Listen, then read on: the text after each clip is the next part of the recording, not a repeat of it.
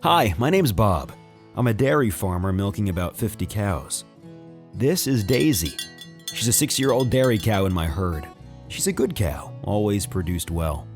But I've recently noticed a few changes in her. I've been noticing a drop-off in production, diarrhea, and even though she's still eating, she's losing weight. After talking to my vet, I realized that these changes could be Johne's disease. Apparently, Johne's disease is caused by millions of microscopic bacteria from the manure of infected animals. They're called MAP, and they're extremely hard to get rid of. They're even protected from medicine and the cow's immune system. Nasty buggers. I've heard Johne's called an iceberg disease. Can't say that made much sense to me at first. My vet said Johne's takes years to develop, almost like a cancer, and the number of sick animals you see is just the tip of the iceberg.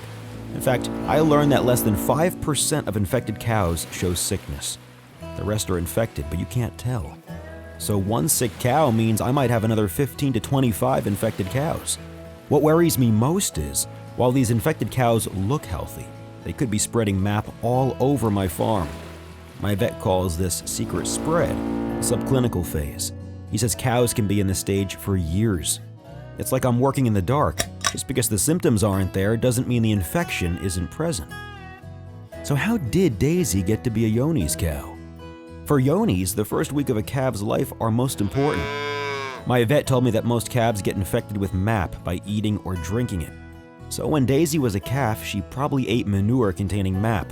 She had a manure meal, as my son likes to say. Gross. When I think back to how Daisy could have come in contact with MAP, I think of Belle, a cow I bought at auction shortly before Daisy was born. I didn't think about asking about Johne's or testing it for myself. I'd never seen or dealt with it before. It wasn't long before Belle was pregnant with a calf. I moved her into my group calving pen, where Lucy, another cow of mine, was just about to give birth to Daisy. At the time, I had no idea that Belle, the cow I bought, was infected with MAP. She looked completely healthy, and I hadn't had any issues with her. And even though I always try to keep things clean, Belle spread MAP all over the calving pen through her manure.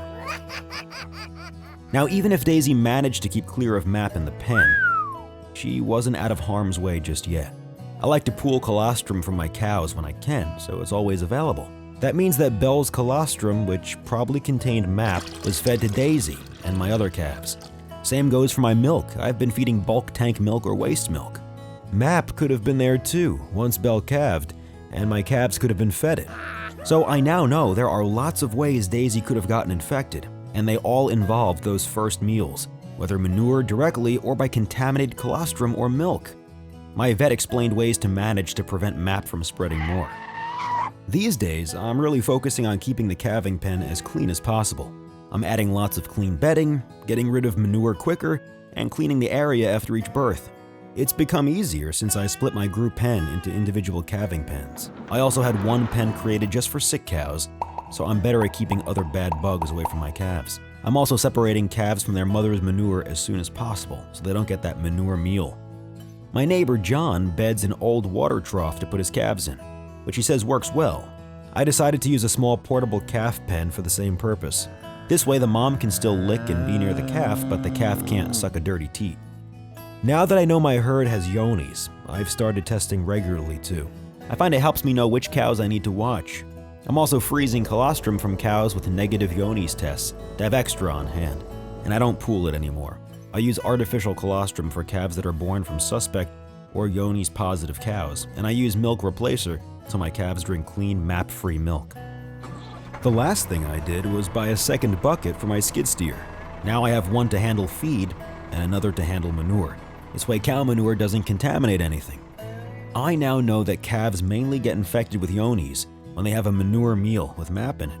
So making sure calves and heifers don't come into contact with cow manure is key, not just for Johne's, but for many calf diseases. This is what I did on my farm. For you, I'd say talk with your vet and work on ways to deal with Johne's on your farm.